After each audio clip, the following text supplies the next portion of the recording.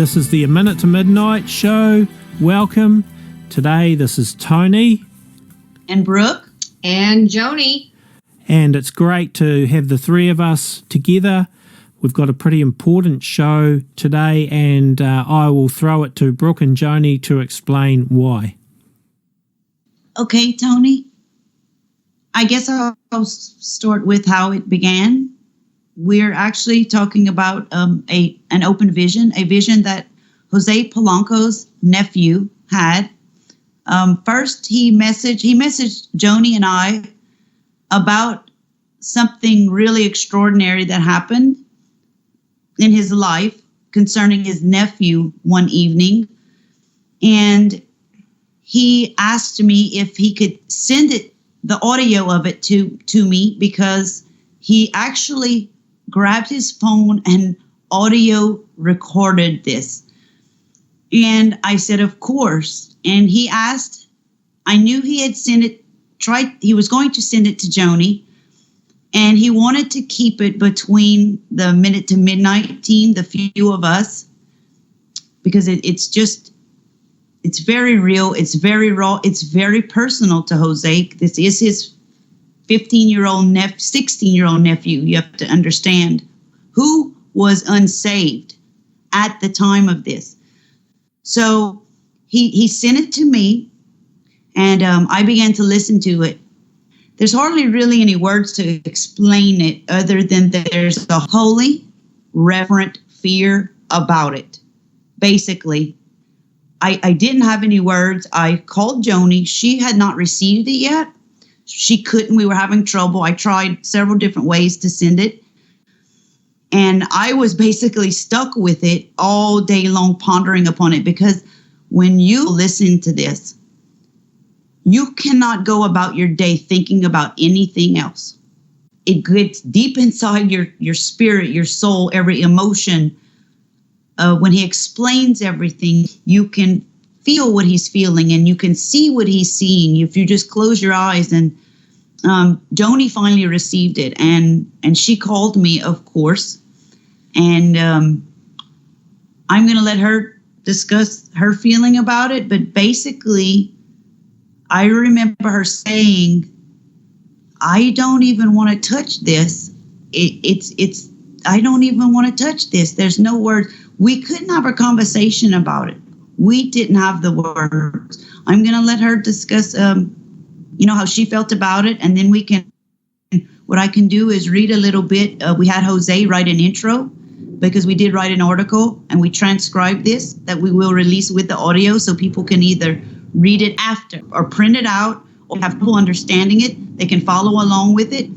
And then we'll go from there. Well, when I finally got a chance to listen to it, I have to say I sat down, I listened to every bit of it.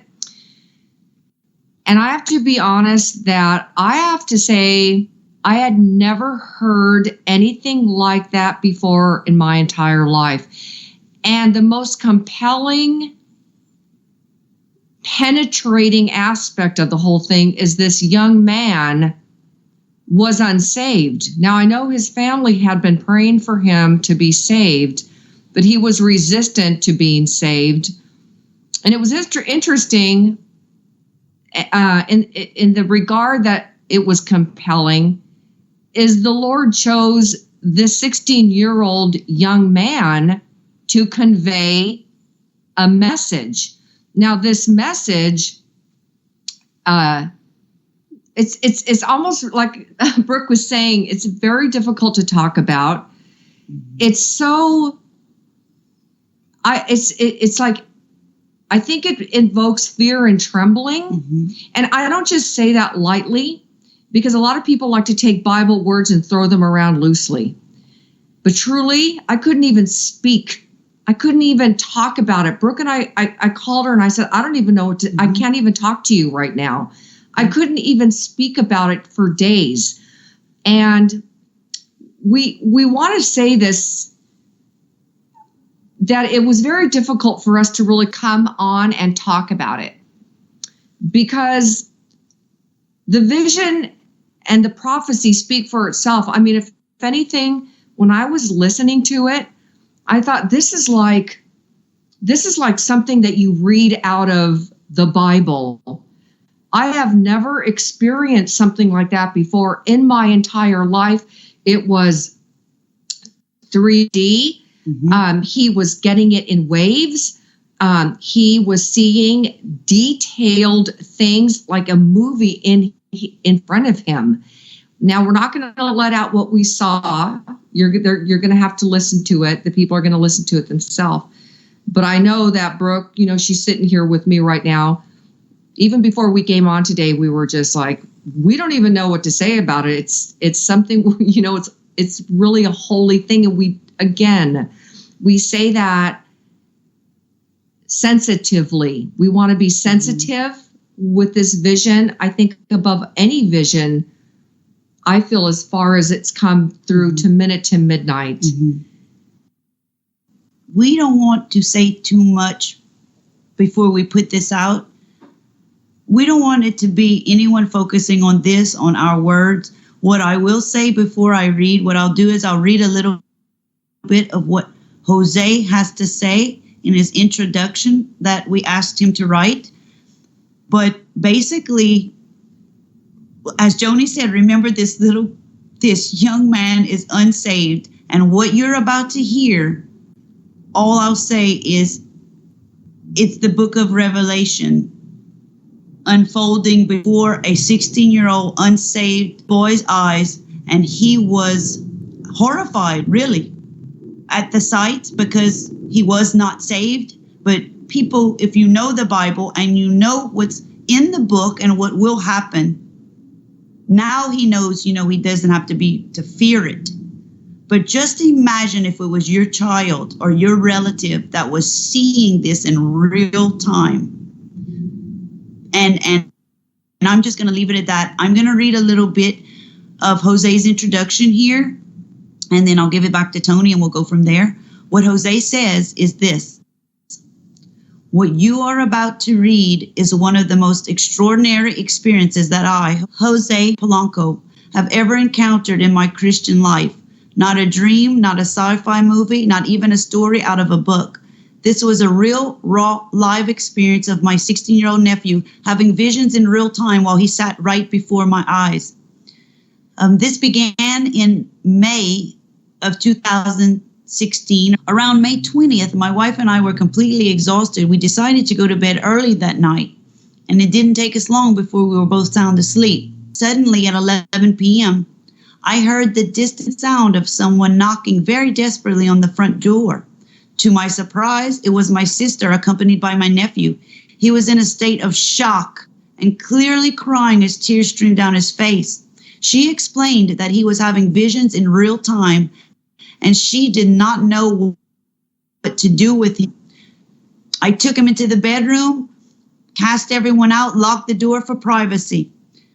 He goes on to explain a little bit more, but he ends in saying this: the depths of his vision were deeply extraordinary, as he was looking upon things that I understand will happen during the tribulation period as prophesied in the book of Revelation. And Tony, we're going to leave it at that, and I'm going to give it back to you, and we're just going to let all the listeners marinate in what they're about to hear, that they have probably as well never experienced before, just as us. I will add that when I heard the vision myself, it was so profound. It's like, oh my gosh, you just cannot get it out of your head. It's one of those ones that probably stick with you for the rest of your life. It's extraordinary. Listen, were you sleeping? Were you awake? Okay, so you were watching TV? Just staring at the clock. You were just staring at the clock? Okay. And what happened? As soon as it went to 12. Say that again? As soon as it went to 12, I started seeing a lot of, like,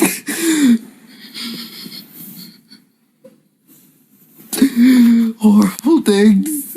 People what they did to each other to survive. I saw a lot of fire, a lot of blood. A lot. Not dried blood, but a lot of crimson blood. Okay. You were wide awake.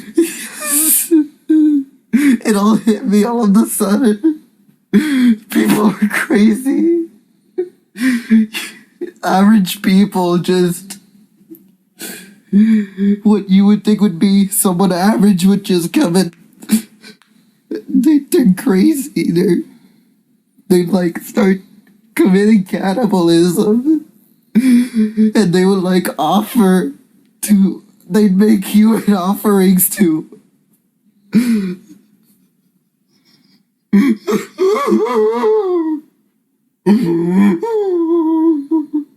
It's okay, Papa.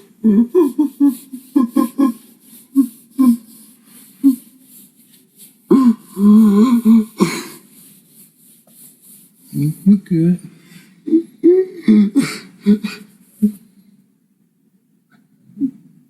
How long you saw that for? I'm still seeing it. I still see it. Okay, you're good.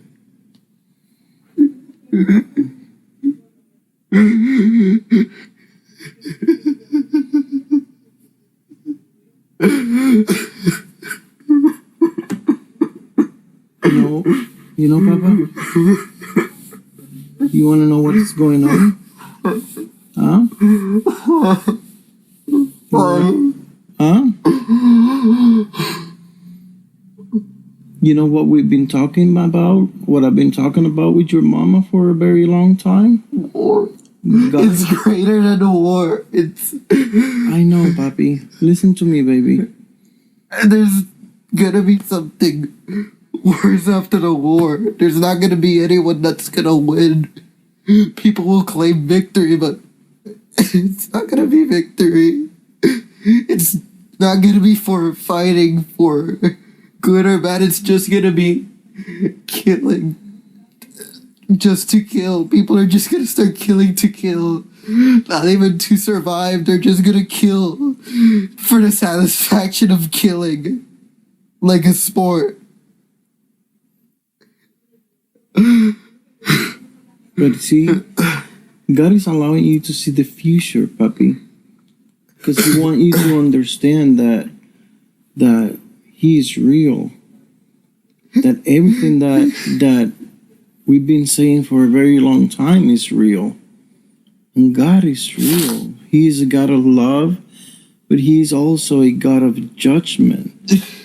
And what He does is He wants, when you look at the watch, right? You saw 12 o'clock, you said, and then after that, everything turns bad, right?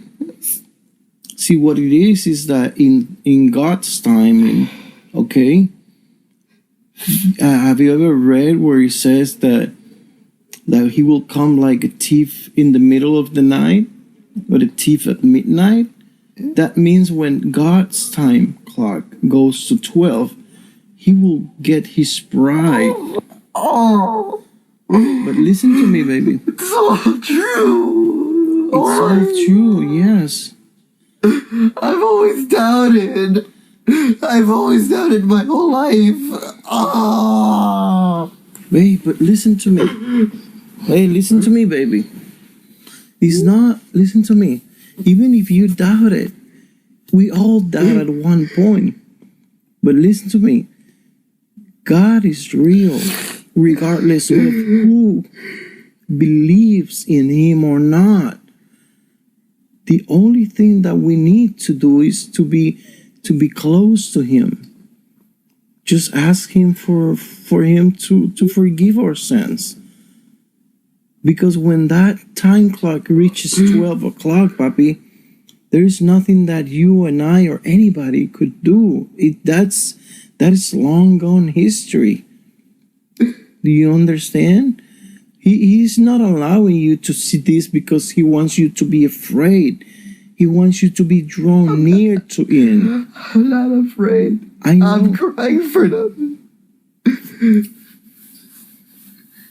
I'm crying for them. for the horror. It's the last thing I am. I'm ready to do whatever I need to do. But the things I say, the things I still am saying, it's so horrible. I don't understand why, how a man, a woman, kids could do such horrors. How could what was simple living could so in such a little time turn into such a horrors? It's not.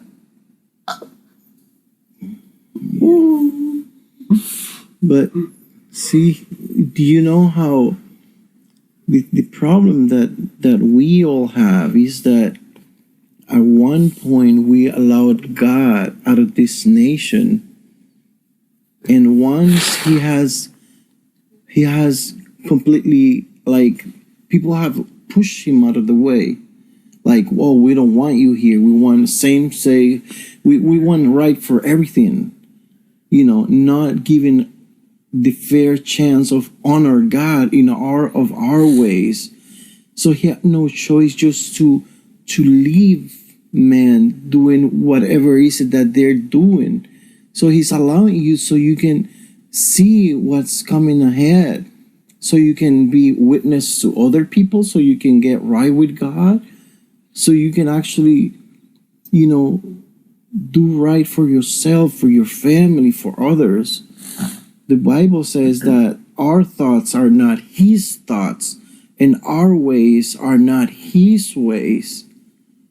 That's why people don't understand. People don't get this. This is a spiritual warfare. Beware the Catholic. Huh? Beware the Catholics. Beware of the Catholics? Why? The first word will come from them. Oh, wow. What do you mean by that, Papi? The first word of war will come from them. Okay. They will claim it's peace, but it's just corruption. I know. You're fine. Oh, Oh my gosh, Papi. it's all corruption. It's okay, I know.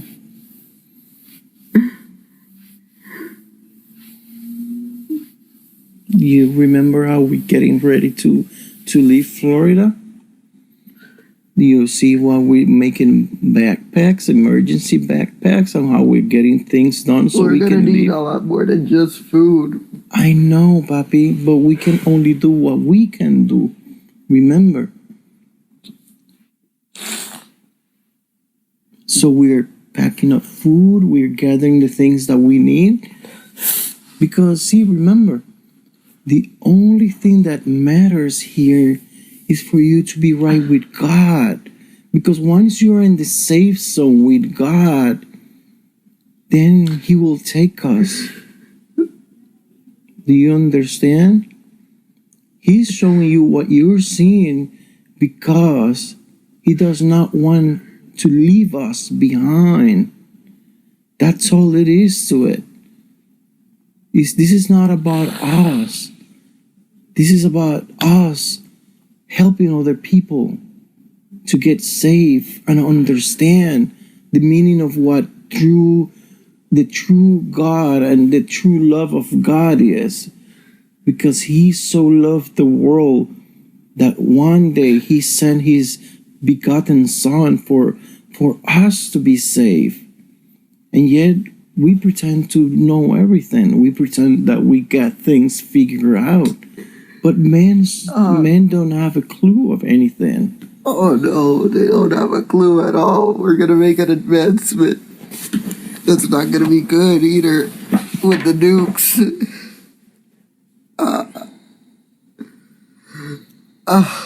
It's gonna be a run for power of nukes. They're gonna run to see what's the biggest and baddest weapon. They're gonna be running for the nukes. It's gonna...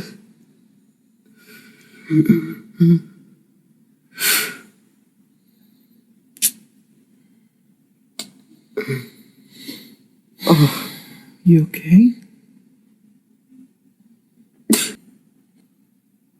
You okay, Papa? You still seeing anything? What do you see? More of that. More of that. They're going after the churches. Not just the churches, they're going after people that believe in God. They'll slaughter them slowly and painfully. They're gonna prolong their deaths to the fullest extent. And there's a man watching and smiling while it all happens. And there's another man right next to him that's shorter. They're both shadows. They're both shadows. They're watching it all happen.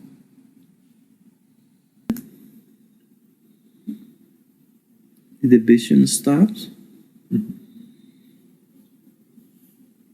You want to pray? Not now. Not now? Okay. The volcanoes, a lot of them, are going to erupt the ring of fire. Because I see a deformed circle goes from Japan to like California, whole area. All that's gonna erupt. And then from there's gonna be new land formation, but it's not land, it's lava that's been molten. There's gonna be so much of it. So much lava is gonna be pouring out.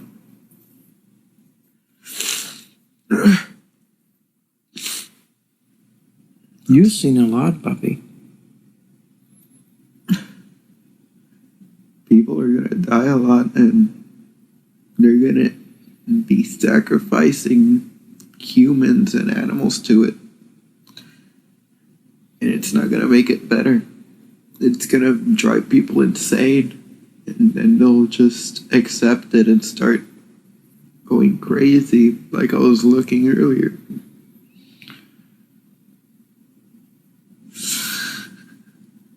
It will stop eventually. But it's just gonna get worse from there. People are gonna keep getting crazier and start going for the sane. And from there, loot them, kill them, make tribes. And they're all savages. Ruled by no rule. There's no rules.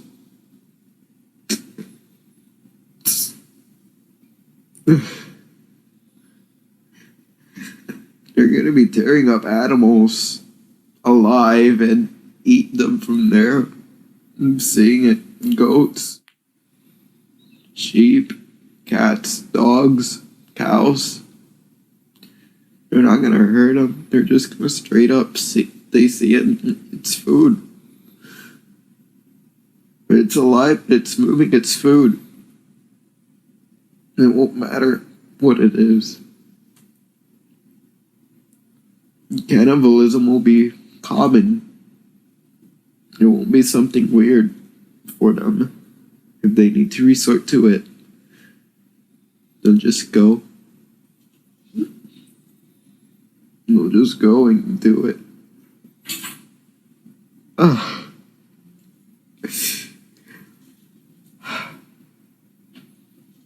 America's not gonna have it good.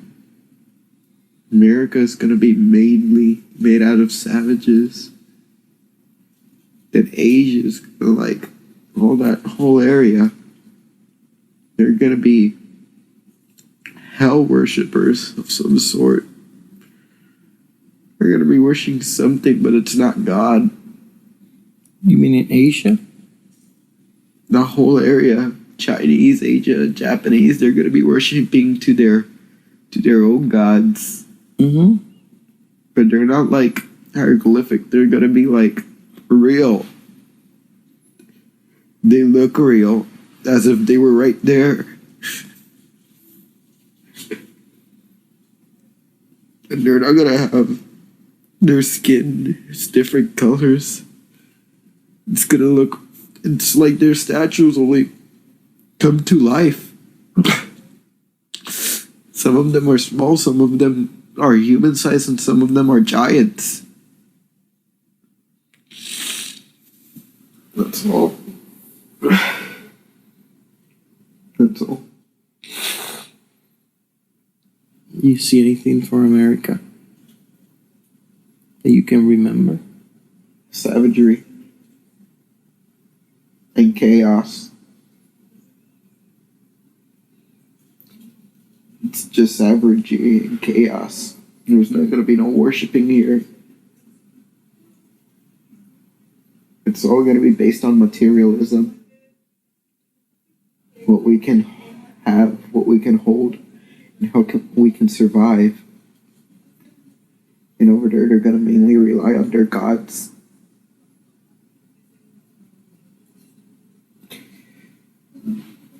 That's all.